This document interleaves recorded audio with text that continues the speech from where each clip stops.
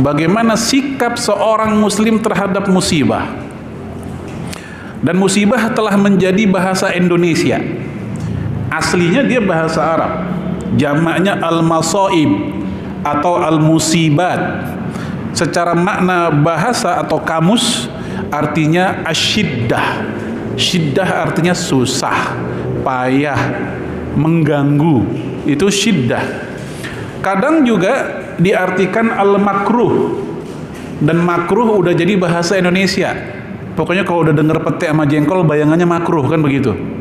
Nah, makruh secara bahasa artinya dibenci. Sehingga sesuatu yang menimpa diri kita, kehidupan kita, keluarga kita, anak kita, ekonomi kita, dan seterusnya, dan kita merasa susah, dan kita membenci hal itu, menurut sudut pandang bahasa, itu semua adalah musibah. Sampai-sampai putusnya sendal kita pun sehingga mengganggu perjalanan kita, itu pun juga musibah. Dalam hadis Imam Ibnu Abi Syaibah dari Sa'id bin Al-Musayyab, menantunya Abu Hurairah, dia sedang berjalan bersama Sayyidina Umar radhiyallahu an. Kemudian Sayyidina Umar sendalnya putus. Refleks dia mengucapkan inna lillahi wa inna ilaihi rajiun, istirja. Dan ucapan inna lillahi dalam kehidupan kita sehari-hari biasanya identik dengan orang yang meninggal. Coba dah kita mengucapin inna lillahi, pasti yang sebelah nanya siapa yang meninggal. Padahal belum tentu, gara-gara ada yang meninggal. Nah, saat itu para sahabat Nabi juga bertanya, ada apa? Dalam pikiran mereka, siapa yang meninggal? Ternyata sendalnya Umar bin Khattab putus. Akhirnya kata Umar, apapun ya, kullu makruhin yungzulu bil insan wa huwa yakrahu fa huwa al musibah. Apapun, kata Umar bin Khattab, yang menimpa seorang mukmin dan dia membenci hal itu, ya, dia terganggu dengan hal itu adalah musibah. Dalam hadis Bukhari, Rasulullah juga pernah mengalami hal itu, tapi beda kasus, yaitu mati lampu. Ya, zaman dulu bukan lampu lah. Kalau kita lampu zaman dulu anggaplah kayak obor, pelita atau apa, lilin begitu. Begitu mati, terjatuh, Nabi pun mengucapkan inna lillahi wa inna ilaihi rajiun. Ya, ini mirip seperti bisa bapak-bapak lagi membawa kerjaan kantor ke rumah sambil buka laptop. Tatonya laptop lampunya turun, mati, dan laptop kita ini tergantung dengan baterainya juga udah nggak berfungsi, mati semua kerjaan. Ya, kadang membuat kita kesal dan terganggu, maka jangan lupa istirja tadi. Nah, ini musibah. Lalu kemudian ternyata di dalam Al-Quran, Bapak Ibu sekalian, musibah itu kalau kita kumpulkan dalil-dalil yang ada, itu kurang lebih ada dua sebab umum. Ada dua sebab umum. Yang pertama, as-sabab asy-syar'i, yaitu sebab-sebab yang difaktori oleh kesalahan kita, pelanggaran kita terhadap syariat. Yang kedua, as-sabab al-kauni, yaitu sebab yang difaktori oleh kesalahan kita terhadap ya dunia ini, bumi ini. Kita tidak bersahabat. Buang sampah sembarangan, tebang hutan sembarangan. Nah, dua sebab ini diakui dalam Al-Quran. Kita akan bahas satu persatu. Yang pertama, as-sabab syar'i dulu. Apa contohnya as-sabab syar'i? Yaitu ketika sebuah negeri muslim, sebuah daerah muslim, anggaplah tingkatan RT, RW, kelurahan, kecamatan, itu daerah muslim misalnya, di kampung tersebut sudah meninggalkan amar ma'ruf nahi mungkar. Sebuah daerah amar ma'ruf nahi mungkar tidak hidup, tidak wujud di situ, hati-hati. Itu di antara tanda-tanda ciri-ciri dekatnya musibah, dekatnya bala yang akan Allah berikan kepada kampung tersebut. Dari mana dalilnya? Allah yang menegaskan dalam surat Hud ayat 117. Allah berfirman, "Wa ma kana rabbuka liyuhlikal qura bizulmin wa ahluha muslihun." Allah tidak akan menghancurkan sebuah kampung, sebuah daerah, sebuah negeri secara zalim, karena nggak mungkin Allah bersifat zalim. Wa ahluha muslihun, selama negeri itu masih ada muslihun. Bapak Ibu, ayat ini tidak menggunakan wa ahluha solihun, selama di negeri itu ada orang solehnya. Enggak, Allah nggak bilang selama di negeri itu ada orang soleh. Yang Allah bilang adalah selama di negeri itu ada muslihun. Apakah beda antara solihun dan muslihun? Beda. Solihun, orang soleh untuk diri sendiri. Dia sholat, dia baca Quran, dia duha, dia tahajud, pokoknya dia nggak macam-macam dah. Dia untuk diri sendiri. Tetapi muslihun, orang yang soleh dan mengajak orang lain untuk soleh juga. Orang yang soleh dan dia mencegah orang lain dari keburukan. Ini muslihun. Dan yang Allah katakan dalam ayat tadi adalah muslihun inilah yang menjadi pencegah turunnya yang namanya musibah. Dan hal ini diperkuat lagi oleh ayat yang lain. Nanti silakan dicek dalam surat Al-Anfal ayat 25. Wattaqu fitnah la tusibanna alladhina zalamu minkum khassah. Takutlah kalian terhadap malapetaka. Peliharalah diri kalian, hindarilah diri kalian dari malapetaka yang tidak hanya menimpa orang zolim saja. Jadi Bapak Ibu bisa bayangkan, itu malapetaka Allah katakan tidak hanya kena ke orang zolim saja. Artinya yang tidak zolim, yang baik-baik, yang soleh, yang bagus-bagus kena juga. Kenapa itu? Ayat ini diterangkan oleh Imam Ibnu Katsir, yuhadziru ta'ala ibadahul mu'minin fitnatan ay ikhtibarun wa mihnah. Allah memberikan warning, peringatan kepada hamba-hambanya yang beriman, bukan orang kafir, orang beriman yang dikasih peringatan akan datangnya fitnah, yaitu ikhtibarun wa mihnah. Ikhtibarun artinya ujian, dikasih tes berupa ya misalnya banjir, longsor, segala macam. Dan ini semua la yakhusu biha al-musi wa ghairah, yang Allah tidak khususkan untuk orang jahat, kata Ibnu Katsir, tapi juga wa ghairah, orang lain kena juga. Yang enggak jahat kena, yang soleh-soleh kena, yang kalem-kalem kena juga. Kenapa Bapak Ibu? Kata Ibnu Katsir, haitsu lam tudfa wa turfa, gara-gara mereka diam saja, tidak melakukan pencegahan atau penghilangan. Seorang ayah tahu anak gadisnya sudah umur, pakai jilbab, auratnya terbuka, tapi ayahnya diam saja. Ibunya tahu, tapi ibunya diam saja, enggak menasehati. Padahal orang tuanya pagi siang sorenya ikut taklim, ikut pengajian, tahu hukum. Maka yang seperti ini, yang menjadi jelek bukan nama si anak, tapi nama baik orang tua. Padahal orang tuanya soleh. Itu maksud ayat ini. Contoh yang lain, sebuah perumahan, komplek perumahan kita. Anggaplah ada 100 kepala keluarga, 100 kakak. Ada 5 kakak yang tidak amanah dalam buang sampah, sembarangan. Dan kita tahu dia seperti itu. Tapi 95 kakak yang disiplin, yang buang sampahnya tidak sembarangan, karena mereka diam saja terhadap 5 orang ini, sehingga itu sampah menumpuk dan menjadi sumber penyakit. Saya mau nanya, yang sakit yang 5 orang itu atau siapapun yang lewat situ? Siapapun. Padahal yang 5 orang ini dia pelakunya, dia yang zolim, tapi belum tentu dia lewat situ ketika misal berangkat kerja, pulang kerja. Yang sakit siapapun yang lewat situ, ketularan misalnya. Maka jemaah sekalian, ini menunjukkan bahwa ketika ada orang berbuat jahat, berbuat keburukan, tapi yang lain diam saja, maka efeknya bukan hanya pada pelaku, orang lain yang diam saja juga kena. Karena hakikatnya mereka yang diam saja punya saham, mereka punya peran adanya kejahatan tersebut, adanya keburukan atau maksiat tersebut. Maka wajar akhirnya musibah yang terjadi buat semuanya. Dalam hadis Bukhari, Rasulullah memberikan gambaran atau analogi seperti orang yang berada di sebuah perahu, itu perahu bertingkat atas dan bawah. Yang bawah pengen air minum, ternyata air minumnya adanya di atas. Dia naik ke atas ngambil air minum, turun lagi, kan capek begitu melulu. Akhirnya dia pun berpikir, ya sudah, daripada capek bolak-balik ngambil air minum, kita minum air laut saja. Gimana caranya? Dibolongin terus perahu. Lalu kata Rasul, seandainya yang atas diam saja padahal dia tahu itu perahu dibolongin, maka yang tenggelam bukan yang bawah doang, semuanya juga tenggelam.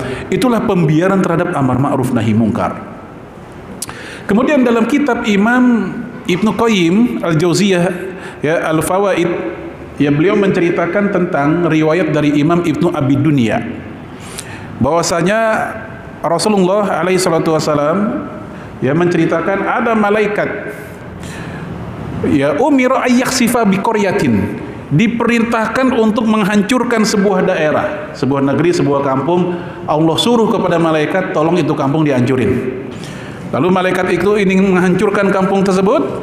Lalu malaikat berkata, "Ya Rob, ya Allah, inna fiha fulanan al-abid." Di kampung itu ada si Anu, si Fulan, dia ahli ibadah.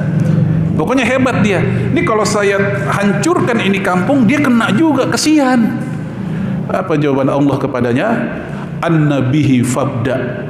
Justru dia duluan yang kena. Allah bilang gitu. Dia duluan yang kena. Kenapa? Anggaplah dia soleh, masyarakatnya rusak.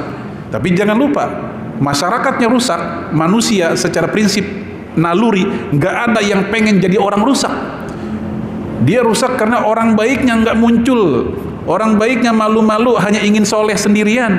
Dengan kata lain, orang baiknya juga punya sebab, orang baiknya punya peran tadi rusaknya masyarakatnya, sehingga Allah katakan an-nabihi fabda, dia duluan yang dihancurkan. Maka jamaah sekalian, jangan diam. Termasuk jika ada kemungkaran, kemaksiatan ada di keluarga kita. Ya, anak kita main game, cucu kita tahu dia main game, gamenya sampai meninggalkan sholat. Bapaknya asyik udah pakai peci, pakai sorban, pakai kain sarung, langsung ke masjid, bagus. Tapi dia lupa, tuh ada kewajiban yang lain tuh, anak diingetin, tuh cucu diingetin. Besok begitu lagi, si anak meninggalkan sholat, orang tuanya mendiamkan padahal mereka tahu dan mampu untuk mengubahnya. Maka ada maksiat di depan mata, tapi dia diam saja, di mata orang lain dia soleh, tapi mohon maaf, anaknya bisa menjadi sebab rusak semuanya. Baik, ini yang pertama, contoh sebab syar'i yang pertama, ketika sebuah negeri atau daerah meninggalkan amar ma'ruf nahi mungkar, maka Allah katakan tadi liyuhlikal qura, dibinasakan sebuah negeri. Maka Bapak Ibu sekalian, kalau ada teman-teman kita, saudara kita sesama muslim yang mereka punya fokus dakwahnya pada amar ma'ruf nahi mungkar, kita memberikan apresiasi. Bisa jadi mereka inilah yang menjadi sebab tertahannya ujian Allah buat kampung kita, buat kota kita. Ya, terlepas dari tata cara mereka dalam amar ma'ruf nahi mungkar, mungkin masih bisa didiskusikan caranya itu. Kadang kita mungkin gak setuju, ada yang setuju juga. Terlepas dari itu, adanya mereka bisa jadi ya menjadi salah satu sebab ya malaikat belum menghancurkan negeri kita, karena masih ada aktivis Islam yang masih konsentrasi dalam amar ma'ruf nahi mungkar. Kemudian yang kedua, nah ini otomatis ketika amar ma'ruf nahi mungkar tidak hidup di sebuah negeri, yang hidup apanya? Yang hidup adalah kemungkarannya, karena kemungkarannya tidak diredam. Nah, hal ini disebutkan dalam hadis Imam Baihaqi dari Abu Hurairah radhiyallahu an, bahwasanya Rasulullah mengatakan, idza zahara zina, ketika zina sudah zoharo itu nampak terang-terangan, kagak malu-malu lagi, enggak diem-diem lagi, enggak sembunyi, semua sudah terang-terangan. Ya, wariba kata Nabi, dan juga riba udah terang-terangan. Kalau di kita malah ditempel di tembok-tembok, Anda butuh dana cepat, kan gitu iklannya. Ya, apa tuh BPKB jaminannya 2 jam cair, 1 jam banjir, kan begitulah. Nah, ini udah di kampung-kampung kita ditempel di tembok-tembok tiang listrik, di tembok-tembok rumah. Ini yang disindir dalam hadis tadi, ketika zina udah terang-terangan, riba terang-terangan, fi qaryatin, di sebuah negeri, faqad hallu bi anfusihim kitaballah, maka itu negeri sama juga telah menghalalkan turunnya siksa Allah kepada mereka. Seakan-akan negeri itu udah siap-siap, ya Allah silakan turunkan, kami udah siap. Seakan-akan seperti itu. Hadis ini riwayat Imam Baihaqi dengan sanad yang sahih. Maka Bapak Ibu sekalian, ya budaya menghidupkan amar ma'ruf nahi mungkar itu memang mesti kita biasakan, dan itu salah satu tanda atau alamat ya hidupnya budaya Islami, kehidupan Islami di kampung kita, di daerah kita. Nah, ini contoh yang kedua atau sebab yang kedua, yaitu menjalarnya atau semaraknya maksiat. Dalam kitab yang sama, Imam Ibnu Qayyim, beliau meriwayatkan dari Imam Ibnu Abdul Bar bahwasanya Anas bin Malik kedatangan tamu laki-laki, anak muda. Dia minta dianterin ke rumahnya Aisyah radhiyallahu anha. Akhirnya mereka pun berdua ke rumahnya Aisyah, dan mereka berdua bertanya, "Ya Ummul Mukminin, wahai ibunya orang-orang beriman, karena istri Rasul dijuluki dengan ummahatul mukminin. Ya, ibu-ibu ya, istri Rasulullah itu disebut dengan ummahatul mukminin. Ya ummal mukminin, wahai ibunya orang-orang beriman, haditsina anil zalzalah, tolong ceritain ke kami gempa bumi itu terjadi gara-gara kenapa sih? Ternyata jawaban Aisyah radhiyallahu anha tentu beda dengan jawaban guru geografi. Kalau guru geografi jawabannya, oh itu karena patahan ya lapisan bumi, ya tektonik, istilahnya gempa tektonik, atau mungkin dia katakan karena gunung meletus, gempa vulkanik. Itu jawaban orang geografi. Nah, Aisyah jawabannya adalah idza istabahu zina, ketika zina sudah diboleh-bolehkan. Wa syaribul khamra, minuman keras udah rata, udah biasa orang melakukan. Ya jual di emperan. Saya masih ingat ketika saya masih tinggal di Kalimantan, 2 tahun saya di sono, ada tugas dakwah di sana, tahun 2007-2009. Itu di sana ada daerah yang namanya khamr, tuak, minuman keras, itu udah budaya. Ya, mohon maaf, ya ada sebuah ras tertentu, ini bukan bermaksud rasis ya, memang yang namanya minuman keras, judi itu biasa ya, kayak di film-film silat kan, mabuk, judi itu biasa. Nah ini juga, nah ternyata yang bikin saya kaget yang jual berjilbab, muslimah. Itu ya mereknya, ya kita tahulah merek bir begitu. Nah ini Aisyah sudah menyindir, jika minuman keras rata, orang mabuk rata, kemudian tadi orang berzina juga terang-terangan, dan juga wadarabu al-ma'azif, alat-alat musik juga merata di mana-mana. Wa gharallahu fi sama'ih, dan kemudian Allah pun cemburu dari langitnya. Wa qala lil ardi, lalu Allah pun memerintahkan bumi. Kita tahu bumi ini ciptaannya, bumi ini taat, bumi nggak akan membangkang terhadap perintah Allah. Wa qala lil ardi tazalzali bihim, goncangkanlah mereka. Itu perintah Allah kepada bumi, ketika bumi manusia yang hidup di atasnya sudah seperti itu, goncang. Jadi baru goncang doang ya, orang Bekasi bilang tuh baru diorak doang begitu. Itu apa yang terjadi? Muncul tsunami, gunung pada pecah, satu kecamatan hilang begitu. Wa intabu wa naza'u, kata Aisyah, kalau seandainya mereka tobat dan mereka menghentikan maksiat mereka, kelar dah, itu gempa selesai. Wa illa, tapi kalau mereka tidak berhenti, masih begitu juga, nggak tobat juga, nggak ngambil pelajaran juga, ya hadamah alaihim, kata Aisyah, Allah akan membalik, menghancurkan. Jadi bukan sekedar digoyang, goyang mungkin getarannya ya begitu aja, tetapi kalau udah dibalik, dihancurkan, hancur benar-benar. Yang atas jadi bawah, yang bawah jadi atas, kanan ke kiri, kiri ke kanan, dan selanjutnya. Lalu si sahabat tadi, si pemuda tadi bertanya, ya ummal mukminin, wahai ibunya orang-orang beriman, azaban lahum, apakah itu namanya azab buat mereka? Jawaban Aisyah adalah bala, tentu, walakin mau'izah wa tazkirah lil mu'minin wa sukhtan wa azaban 'alal kafirin. Tentu benar. Lalu kata Aisyah, namun buat orang beriman itu namanya peringatan. Buat orang beriman, buat orang Islam itu namanya pelajaran, peringatan. Adapun buat orang kafir, sukhtan wa azaban, itu murka dan azab. Nah, dari sini kita bisa ambil pelajaran dari kisah ini. Pertama, tadi sama dengan sebelumnya, maksiat itu bisa menjadi sebab turunnya ya musibah. Yang kedua, pelajarannya adalah menyebut istilah azab sebaiknya jangan kita sebut untuk sesama muslim. Aisyah pun tidak mengatakan itu kepada sesama muslim. Yang dia katakan buat orang Islam adalah apa tadi? Pelajaran, peringatan, atau juga ujian. Buat orang soleh kita katakan itu ujian. Ya, buat orang muslim tapi dia jahat, itu adalah peringatan supaya dia jadi benar, berubah. Adapun untuk orang kafir, kata Aisyah, sukhtan wa azaban, itu murka dan azab. Walaupun peristiwa musibahnya di tempat yang sama, di waktu yang sama, jenis musibahnya sama, tapi menimpa orang-orang berbeda. Ada orang Islam, ada orang soleh, ada orang jahat, dan ada orang kafir. Maka pengistilahannya beda. Buat orang Islam, kita katakan ini ujian jika dia soleh, kita katakan ini peringatan kalau dia jahat, zalim, dan kita katakan ini azab dan sukhtan tadi, murka kalau dia kafir. Sebab jamaah sekalian, ya saudara kita udah kena musibah, kita bilang azab, tambahan sedih.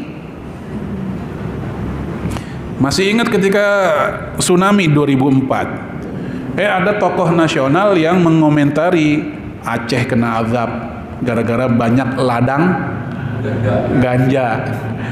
Sedih orang Aceh digituin. Kami lagi begini, ya banyak musibah, banyak korban sampai ratusan ribu, tapi disebut kena azab. Jangan. Maka kita katakan itu ujian, pelajaran. Ini bisa kita ambil dari kisah atau dialog sahabat tadi kepada Aisyah radhiyallahu anha. Baik jamaah, ini sebab yang pertama, namanya sebab syar'i. Ya, termasuk juga, mohon maaf, inhiraf fil jins, penyimpangan seksual. Penyimpangan seksual itu juga bisa menjadi sebab turunnya musibah. Apa buktinya? Apa contohnya? Allah menceritakan tentang kaum Nabi Lut. Laki demen laki, ya, Jono demennya sama Joni, laki sama laki. Wahum lafi sakrotihim ya'mahun, kata Allah. Mereka benar-benar mabuk dan buta.